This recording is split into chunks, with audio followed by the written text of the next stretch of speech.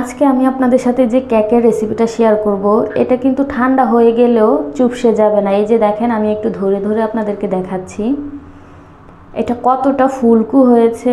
আপনারা নিশ্চয়ই দেখতে পাচ্ছেন। আমি পিছন থেকে আপনাদেরকে একটু দেখাচ্ছি। এই দেখেন, এটা কিন্তু পুড়ে যায় নাই, আর কতটা সফট, সুপার সফট হয়েছে। কিন্তু আমার রেসিপি ফলো করে বানালে আপনাদের কেকও ইনশাল্লাহ এরকমই সফট হবে।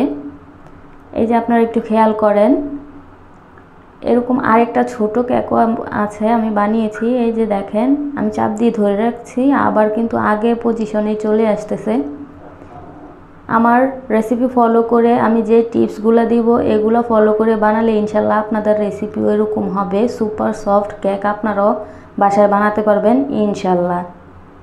তার জন্য প্রথমে একটা মিক্সিং বলে একটা ছাঁকনি দিয়ে দিব, অবশ্যই ছেঁকে নিতে হবে। দিয়ে দিব 1 কাপ ময়দা, সাথে আরও 3 টেবিল চামচ ময়দা। মেজারমেন্ট কাপ দিয়ে মেপে দেওয়ার চেষ্টা করবেন, আর মাপটা একুরেট রাখার চেষ্টা করবেন। দিয়ে দিলাম 1/3 cup powder milk, baking powder 2 চামচ, বেকিং সোডা 1/4 চা চামচ। মাপগুলো অবশ্যই আপনারা একুরেট রাখার চেষ্টা করবেন। স্ক্রিনে লক্ষ্য করলে দেখবেন আমি কিভাবে দিয়েছি। এখন সবগুলো চেলে নিতে হবে। সরি, আমি লবণ দিতে ভুলে গেছি। এই পর্যায়ে আমি দিয়ে দিলাম 1/4 চা চামচ লবণ। আপনারা শুরুতেই দিয়ে দেওয়ার চেষ্টা করবেন। এখন এটা একটা সাইডে রেখে দিব। অফ স্ক্রিনে আমি আরও 2বার এটাকে চেলে নিব। এখন একটা মিক্সিং বলে ডিম দিয়ে দিব 5 থেকে 6টা। যেহেতু আমি দোতলা কেকের বেস বানাবো, এই জন্য ডিমগুলো একটু বেশিই লেগেছে। আপনারা যদি সিঙ্গেল বানান তাহলে এখানে 3টা ডিম দেওয়া যাবে। এই যে কুসুমটাকে আলাদা করে নিয়েছি, কারণ কুসুম একসাথে থাকলে কিন্তু বিট করলে সহজে ফোম হবে না। দিয়ে দিলাম 1 চা চামচ ভিনেগার দেওয়ার কারণে খুব সহজেই কিন্তু আপনারা ফোম করতে পারবেন। এখন মিক্সিং বলটাকে একটু টাইট করে ধরে বিট করব। এভাবে বিট করলে কিন্তু সহজে ফোম হয়ে যায়। এই যে দেখেন, মাত্র 1 মিনিট করার পরে কিন্তু অনেকটাই ফোম হয়ে গেছে। এই পর্যায়ে চিনি অ্যাড করে দেবো 1/2 কাপ, আরও 2 টেবিল চামচ। পুরো চিনিটা আমি একসাথে দিব না, কারণ একসাথে চিনি দিলে কিন্তু চিনি পানি ছেড়ে দেয়, সহজে ফোম স্টিফ হতে চায় না। আমি 2-3 ধাপে চিনিটাকে অ্যাড করব আর বিট করব। আর আপনারা স্ক্রিনে একটু লক্ষ্য করলেই দেখবেন ভিনেগার দেওয়ার কারণে কিন্তু অনেক সহজেই ফোম হয়ে যাচ্ছে। এই পর্যায়ে আমি আবারও চিনি দিয়ে দিচ্ছি, দিয়ে আবারও বিট করে নিব। এই যে দেখেন কতটা স্টিফ হয়ে গেছে। বাকি চিনিটাও আমি ঢেলে দিচ্ছি। এই যে দেখেন, আরও 2 টেবিল চামচও আমি অ্যাড করে দিয়েছি। মেজারমেন্টটা পারফেক্ট রাখার চেষ্টা করবেন। আমি বারবার বলতেছি, কেক কতটা স্পঞ্জি হবে, কতটা বাউন্সি হবে, সেটা কিন্তু ডিপেন্ড করে পুরোই আপনার উপরে। ফোমটা যত ভালো করে করবেন ততই কেক স্পঞ্জ হবে, পারফেক্ট হবে। আর কেকের টেস্টটা ভালো হলে কিন্তু ডেকোরেশনের পর কেকের টেস্ট অনেক গুণ বেড়ে যায়। কথা বলতে বলতে কুসুমগুলো দিয়েও আমি বিট করে নিয়েছি মাত্র 5 সেকেন্ডের জন্য। এই পর্যায়ে কিন্তু বেশি বিট করা যাবে না। এখন শুকনো উপকরণগুলো একটু চেলে মিশিয়ে নিতে হবে। এই পর্যায়েও চেলেই দিতে হবে। এদিকে বিশেষ খেয়াল রাখবেন, চেলে দিলে কিন্তু মিশানোর সময় নিচে দলা পেকে থাকবে না, সহজেই মিশানো যাবে। এ পর্যায়ে আলতোভাবে আস্তে আস্তে যেদিকেই মিশাবেন একদিকে ঘুরিয়ে ঘুরিয়ে মিশাবেন। সব দিকে এলোপাতালি মিশালে কিন্তু কেকের ফোমটা নষ্ট হয়ে যাবে। তারপর বেক করার পর কেকটা চুপসে যাবে আর নিচে শক্ত হয়ে যাবে। এই যে দেখেন, স্ক্রিনে লক্ষ্য করেন, আমি কিন্তু শুকনো উপকরণগুলো একেবারে ঢেলে দেই নাই, ধাপে ধাপে মিশাচ্ছি। আর আমি কিন্তু ফাস্ট ফরওয়ার্ড করে দিয়েছি, যার কারণে জলদি দেখাচ্ছে। আমি কিন্তু আস্তে আস্তে মিশিয়ে নিচ্ছি। এ পর্যায়ে দিয়ে দেব 3 টেবিল চামচ পানি। এখানে মিল্কও দেওয়া যাবে, লিকুইড মিল্ক। এ পর্যায়ে পানি দিলে কিন্তু ব্যাটারটা মিশাতে খুব সহজ হয়, আর কেকের ফোমটাও নষ্ট হয় না।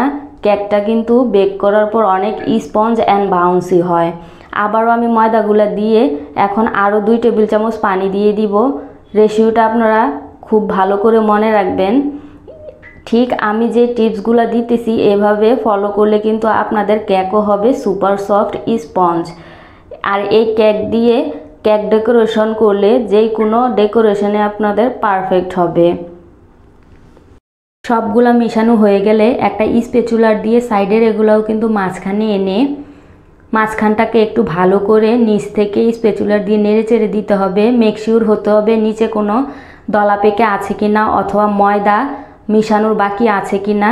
এভাবে করলে কিন্তু বাকি থাকলেও মিশে যাবে। এই যে দেখেন আমার ব্যাটারটা এরকম হতে হবে, এরকম হলেই কিন্তু পারফেক্ট স্পঞ্জ কেক আপনাদের তৈরি হয়ে যাবে। এখন একটা মোল্ড নিয়ে নিয়েছি আর এটা সাইজ হচ্ছে 6 ইঞ্চ। এখন কিছুটা ব্যাটার এটার মধ্যে ঢেলে দিব। এটা কিন্তু অনেক ছোট সাইজ। এখন একটা সাসলিকের কাঠি দিয়ে ভালো করে নেড়েচেড়ে দিতে হবে যেন ভিতরে বাবলস ক্রিয়েট না হয়, তাহলে কিন্তু কেকটা ভিতরে ফাঁকা থেকে যাবে। এখন এটাকে একটু ট্যাপ ট্যাপ করে দিয়ে সরিয়ে আমরা আরেকটা মোল্ড নিয়ে নিয়েছি, এটা হচ্ছে 7 ইঞ্চ। এটার মধ্যেও দিয়ে দিব। এটা দেওয়ার পরও কিন্তু কিছুটা ব্যাটার আমাদের রয়ে গেছে, বেশি না, ছোট্ট একটা কাপ কেক হবে এরকম ব্যাটার। আমি পরবর্তীতে আপনাদেরকে এটা দেখিয়ে দিব। আমি এটা দিয়ে একটা কাপ কেক বানিয়ে নিয়েছি।